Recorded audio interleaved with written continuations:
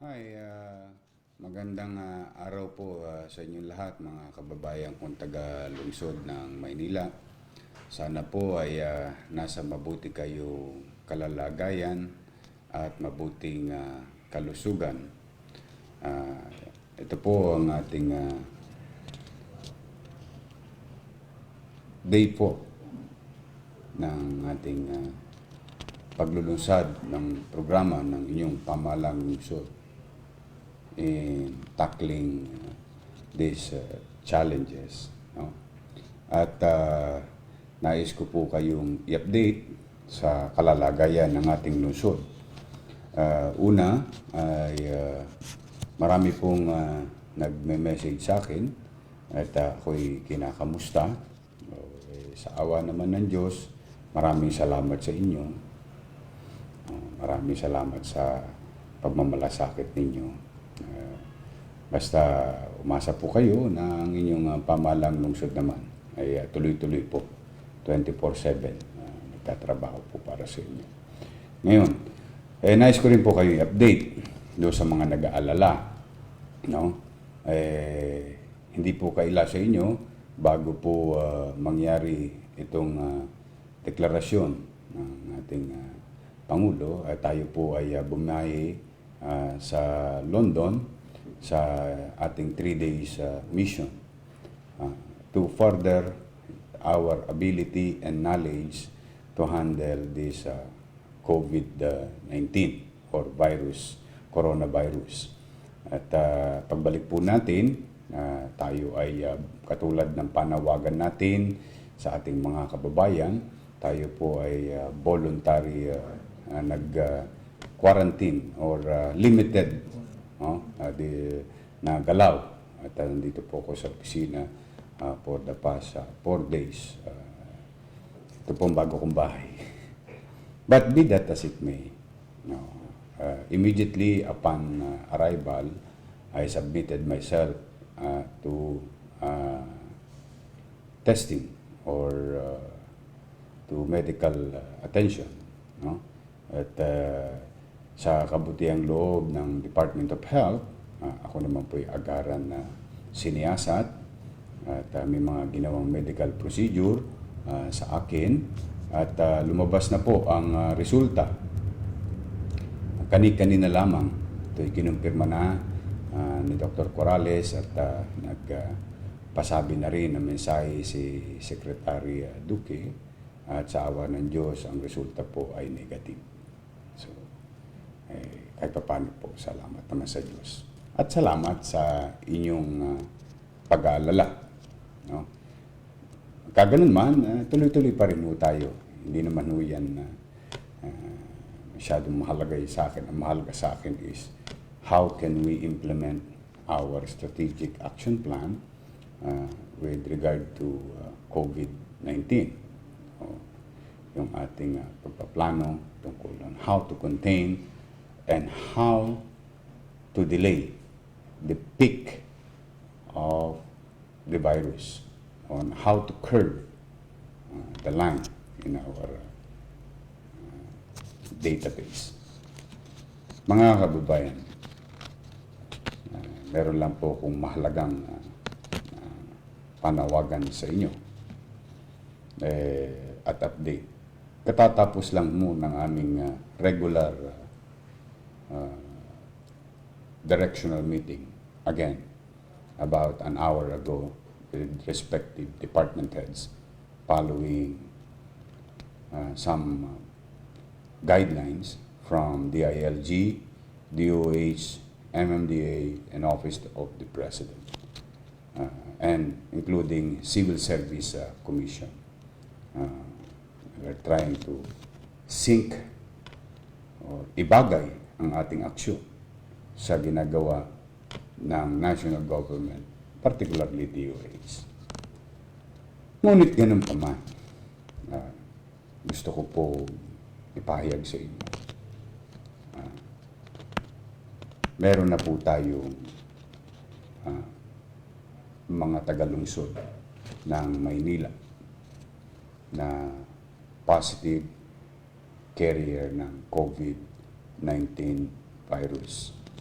ito po ay opisyal na ibinigay sa amin ang resulta ng mga ilan nating kababayan dito sa lungsod ng Maynila mismo, galing sa Department of Health. Katulad ng panawagan ko sa inyo, na kayo'y kukuha lamang ng mga impormasyon na manggagaling sa mga itinakda na ahensya ng gobyerno, DOH, Manila Health Department at ang inyong lingkod pagdating naman sa lokal na pamahalaan. Una, as of 1:20 p.m. today, March 15, 2020, we have now one confirmed case of COVID-19 and 8 PUIs in our city hospital. At meron naman pong 2 confirmed case na nasa pribadong ospital. Yung isa ay lumang datos, mga humigit kumulang 10 araw na nakararaan, yung unang case. Siya po ay taga Maynila, ngunit nasa pribadong ospital outside of Manila. Yung isa naman na bago ngayon, kasama at kabilang sa 2 bagong insidente ng pagpositibo sa COVID-19 ay nasa loob ng pribado ring ospital sa loob ng lungsod ng Maynila. Yung unang kaso ay nasa Santa Ana Hospital na po. Siya po ay 23 years old, female, from Santa Ana, Manila. Siya po ay nagtatrabaho kasama si patient 21 according sa database ng DOH. Kasama siya nagtatrabaho sa isang salon sa Green Hills. At noong March 4, nagkaroon po siya ng lagnat o mga sintomas. At siya po ay ininspeksyon at lumabas din po ang resulta na siya na ay positibo. At wag ko kayo mag-alala.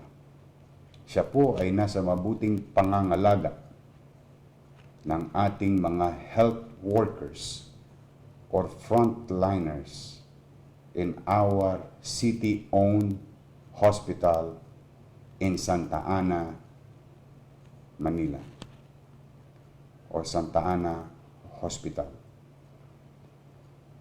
Ngayon po ay magagamit na natin yung ating mga pasilidad na inihanda weeks before these things happen.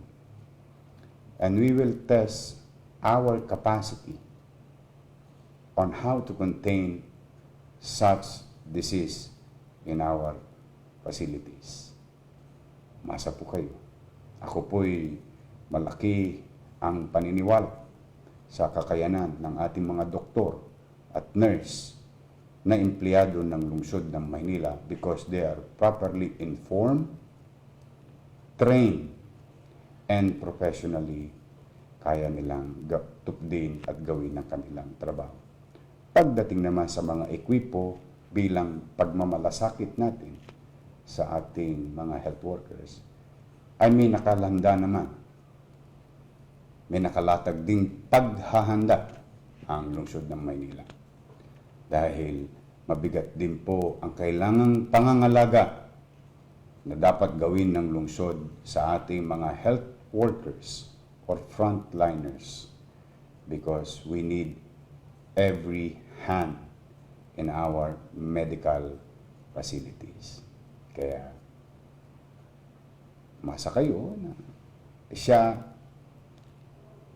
yung ating isang bagong COVID-19 carrier na tagalungsod ng Maynila, na taga Santa Ana, ay nasa mabuting pangangalaga ng inyong pamahalaang lungsod ng Maynila. Yung isa naman pong kumpirmado na isa ring tagalungsod ng Maynila ay nasa isang pribadong ospital. And I believe nasa mabuti rin siyang pangangalaga ng mga health workers, doctors and nurses ng nasabing pribadong ospital. For them and for us to contain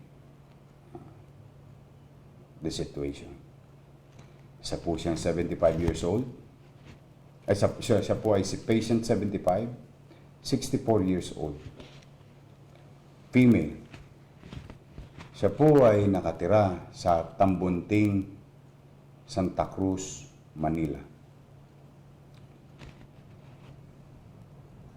Siya po ay may inter-island travel history.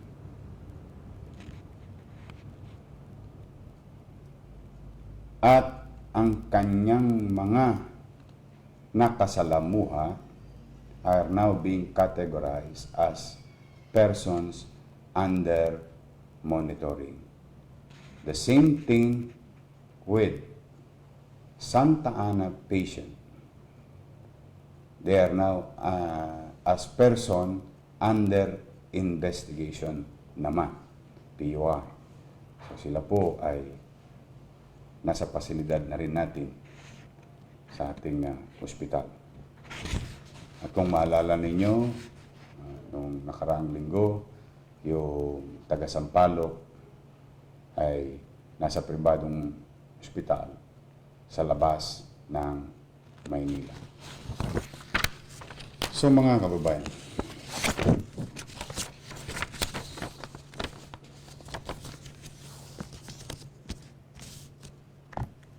katulad ng inaasahan na maaaring magkaroon ng positibo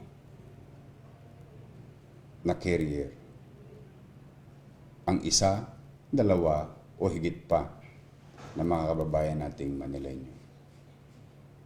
At dahil ito'y aming inaasahan bilang inyong pamahalaan, may mga paghandang iginawa ang inyong pamahalaang lungsod. At may awa ang Diyos at naniniwala naman ako sa kakayanan so far ng ating pamahalaang lungsod at sa tulong na rin ng national government. Pumanatag kayo. Ginagawa po ng pamahalaang lungsod ang kanyang tungkulin. 10 ng aming mga kasamaang kawani sa pamahalaan. Kaya kung bakit, mga kababayan, mga tagalungsod ng Maynila, buong kababaang loob, sumunod po tayo sa bagong ipatutupad na batas sa lungsod. Ordinance 8616 o yung Curfew Ordinance. Yan po, ang batas niyan sa mga darating na araw ay ipadadala ang CP sa ating mga punong barangay. Nakikiusap ako sa inyo na kayo'y sumunod sa inyong punong barangay, kagawad, XO o tanod, sapagkat sila rin po ay malalagay sa alanganin bilang frontliners ng pagpapatupad ng isang programa ng ating national government na sinabayan at tinugunan ng local government sa kanilang planong social distancing. Katulad ng naikompromiso ko sa inyo, yung curfew ordinance simula alas 8 ng gabi hanggang alas 5 ng umaga ay pansamantala lamang. Ipinangangako ko sa inyo, matapos ang lahat ng ito at makita ng pamahalaang nasyonal na ligtas na ang lahat payapat panatag na ang lahat. Akin pong muling babawiin yang nasabing ordinansa o batas sa lungsod ng Maynila. Ngunit sa ngayon, mga kababayan nanonood sa lungsod ng Maynila at mga taong dadako sa lungsod ng Maynila, nakikiusap po ako. Sumunod po kayo. Sundin po natin. Ang virus hindi naglalakad, hindi gumagalaw. Ang tao ang naglalakad at gumagalaw. Para mapagtagumpayan nating sama-sama doon sa ating plano to delay the peak o wag nating hayaan na lumala. Kailangan po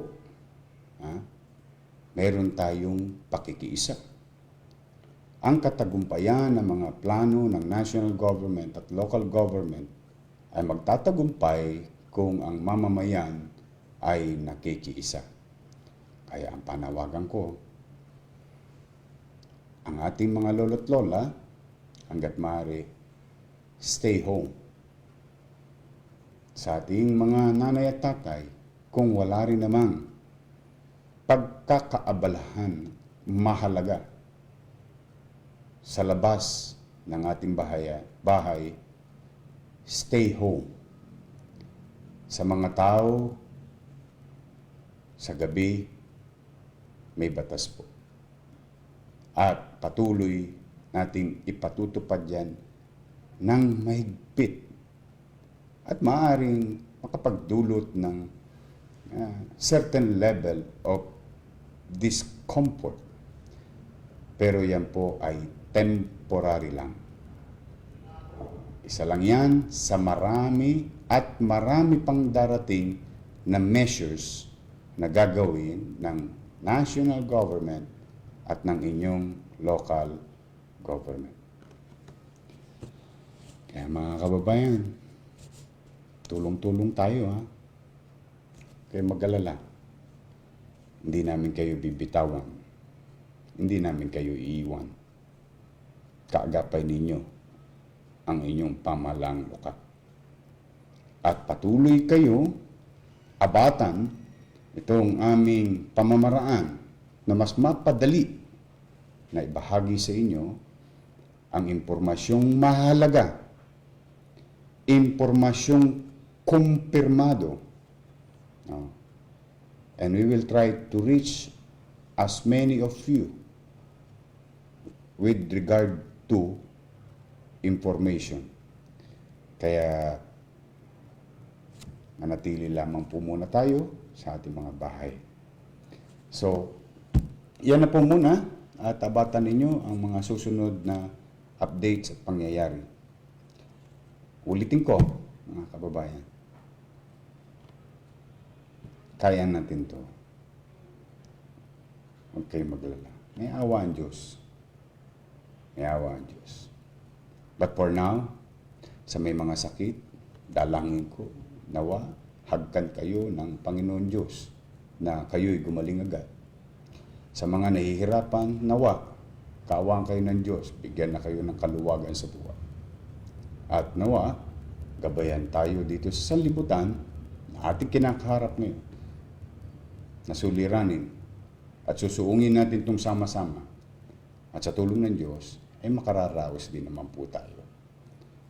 At walang magmamalasakit sa ating mga batang Maynila, ay kundi tayo rin pong kapwa batang Maynila. Magandang araw po. Isang malusog at sana mapayapa at maging matagumpay na lungsod ng Maynila sa inyong lahat. Pagpalain nawa kayo ng Pong Kapal. Manila, God first. Maraming salamat.